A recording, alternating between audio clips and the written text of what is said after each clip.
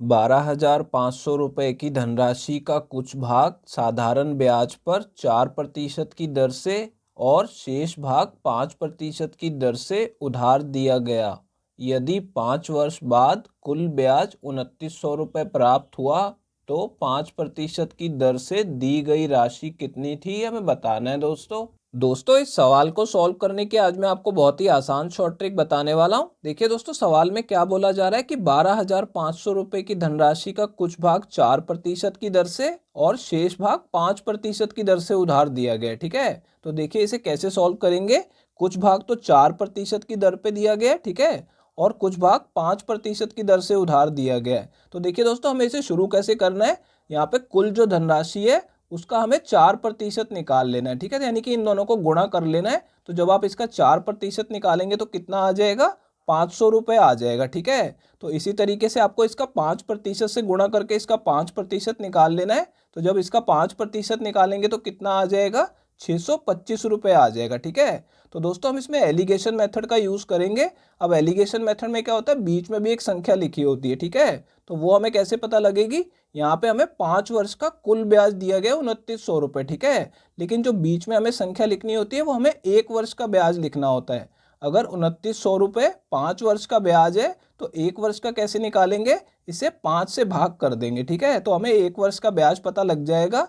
अब मैं इसे 5 से काटूंगा तो पहले ये 5 पे कटेगा और फिर 4 शेष बच जाएगा। ठीक है, तो 40 हो जाएगा और 40 जो है वो 8 पे कट जाएगा और फिर ये जीरो बची हुई तो जीरो लगा देंगे, यानी कि ₹580 1 वर्ष का ब्याज आ गया। ठीक है, तो दोस्तों इस 1 वर्ष के ब्याज को हम यहाँ पे बीच में लिख लेंगे और इसमें एलिगेशन मेथड लगा देंगे। ठीक है, अब देखिए दोस्तों, एलिगेशन मेथड में क्या होता है, हमें बड़ी संख्या में से छोटी संख्या घटानी होती है। पहले हम इस लाइन को देखेंगे तो बड़ी संख्या में से छोटी संख्या घटाएंगे तो कितना आ जाएगा, 45 आ जाएगा। ठीक है, और इस वाली लाइन में देखिए बड़ी संख्या 580 में से 500 घटाएंगे तो 80 आ जाएगा। ठीक है, ये ध्यान रखिएगा, हमेशा बड़ी संख्या में से छोटी संख्या घटानी होती है और ये नीचे वाली संख्याएं अनुपात में होती हैं। तो देखिए इन दोनों को मैं 5 से काट सकता हूँ। ठीक है, तो 5 से दोनों को काटेंगे तो कितना आ जाएगा, इस तरफ 9 आ जाएगा और इस तरफ 16 आ जाएगा। ठीक है, अब देखिए दोस्तों, ये जो अनुपात की संख्याएं में प्राप्त हुई है क्या बता रही है कि 4% पे जो धनराशि उधार दी गई थी वो अनुपात में कितनी है, 9 है, और जो 5% पे दी गई थी वो 16 है। ठीक है, लेकिन इसका हमें रुपयों में पता लगाना होगा, तो उसके लिए हम क्या करेंगे, देखिए यहाँ पे जो धनराशि है उसे 2 भागों में उधार दिया गया था। तो अगर मैं दोनों को जमा कर लूँ तो यहाँ पे कुल धनराशि आ जाएगी। तो दोनों को जमा करूंगा तो अनुपात में कुल धनराशि कितनी आ जाएगी, 25 आ जाएगी। ठीक है, लेकिन रुपयों में देखिए हमें कुल धनराशि पता है यहाँ पे। तो दोस्तों देखिए, अगर अनुपात की कुल धनराशि 25 है और रुपयों में कितनी है, 12,500 है, तो दोनों को मैं आमने सामने लिख सकता हूँ। ठीक है, यहाँ पे देखिए अनुपात में मैंने कुल धनराशि कैसे पता लगाई, दोनों को जमा करके, और सवाल में हमें रुपयों में कुल धनराशि दी गई है। ठीक है, तो यहाँ पे इन दोनों को मैं आमने सामने लिख लूंगा, यानी कि 25 अनुपात किसके बराबर है, ₹12,500 के बराबर है। ठीक है, लेकिन हमसे सवाल में क्या पूछा गया है कि 5% की दर पे कितनी राशि उधार दी गई थी। तो हमें पता है 5% की दर पे 16 अनुपात धनराशि उधार दी गई थी। ठीक है, 25 अनुपात की वैल्यू हमें पता है, लेकिन हमसे 16 अनुपात की वैल्यू पूछी जा रही है। तो देखिए इसे कैसे निकालेंगे, यहाँ पे पहले मैं दोनों तरफ 25 से भाग कर दूंगा। ठीक है, इससे क्या होगा, मुझे 1 अनुपात की वैल्यू पता लग जाएगी। तो देखिए इसे 25 से भाग करूंगा तो ये 5 पे कटेगा और ये 2 जीरो लग जाएंगे। ठीक है, यानी कि 1 अनुपात की वैल्यू कितनी है, ₹500 है। तो 16 अनुपात की कितनी होगी, दोनों तरफ 16 से गुणा कर दूंगा, तो इसे 16 से गुणा करूंगा तो 16 आ जाएगा और इसे 16 से गुणा करूंगा तो यहाँ पे देखिए 16 पंजे 80, यानी कि ₹8,000 आ जाएगा। तो दोस्तों ये हमारा इस सवाल का आंसर आ गया है, ये दूसरा ऑप्शन करेक्ट है।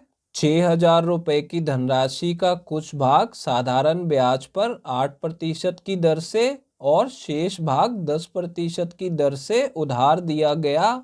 यदि 2 वर्ष बाद कुल ब्याज ₹1,100 प्राप्त हुआ तो 8% की दर से दी गई राशि कितनी थी, हमें बताना है दोस्तों। देखिए दोस्तों, इस सवाल में क्या बोला जा रहा है कि ₹6,000 की धनराशि का कुछ भाग 8% की दर से और शेष भाग 10% की दर से उधार दिया गया। ठीक है, तो पहले हम क्या करेंगे, इनका 8% और 10% निकाल लेंगे। तो देखिए यहाँ पे अगर हम यहाँ पे 6,000 का 8% निकालेंगे तो इन दोनों को गुणा करेंगे तो कितना आ जाएगा दोस्तों, यहाँ पे 480 रुपये आ जाएगा। ठीक है, और जब हम 6000 का 10% निकालेंगे तो कितना आ जाएगा, 600 रुपये आ जाएगा। ठीक है, अब दोस्तों बीच में हमें 1 वर्ष का ब्याज लिखना होता है और हमें यहाँ पे कितना दिया गया कि 2 वर्ष के बाद कुल ब्याज 1100 रुपये प्राप्त हुआ, तो 1100 का आधा करेंगे तो कितना आ जाएगा, 550 रुपये आ जाएगा। ठीक है, तो 550 को हम बीच में लिख देंगे और इसमें एलिगेशन मेथड लगा देंगे। तो देखिए दोस्तों, एलिगेशन मेथड में बड़ी संख्या में से छोटी संख्या घटाएंगे तो कितना आ जाएगा, 50 आ जाएगा। और यहाँ पे देखिए 550 में से 480 घटाएंगे तो यहाँ पे 70 आ जाएगा। ठीक है, नीचे वाली संख्याएं अनुपात में है तो 0 से 0 कट जाएगा। ठीक है, अब यानी कि 8% पे कितनी धनराशि दी गई थी, 5 अनुपात, और 10% पे 7 अनुपात दी गई थी। ठीक है, अब क्योंकि यहाँ पे सवाल में हमें कुल धनराशि पता है तो यहाँ पे इन दोनों को जमा करके हम कुल धनराशि पता लगा लेंगे। तो कुल धनराशि कितनी अनुपात में, 12 अनुपात है। ठीक है, तो देखिए यहाँ पे 12 अनुपात कुल धनराशि है और रुपयों में कुल धनराशि कितनी है, 6000 रुपये है। ठीक है, तो दोनों को आमने सामने लिख लिया हमने। अब देखिए दोस्तों, हमसे सवाल में क्या पूछा गया है कि 8% की दर पे कितनी धनराशि उधार दी गई थी। तो 8% की दर पे कितनी दी गई थी, 5 अनुपात दी गई थी।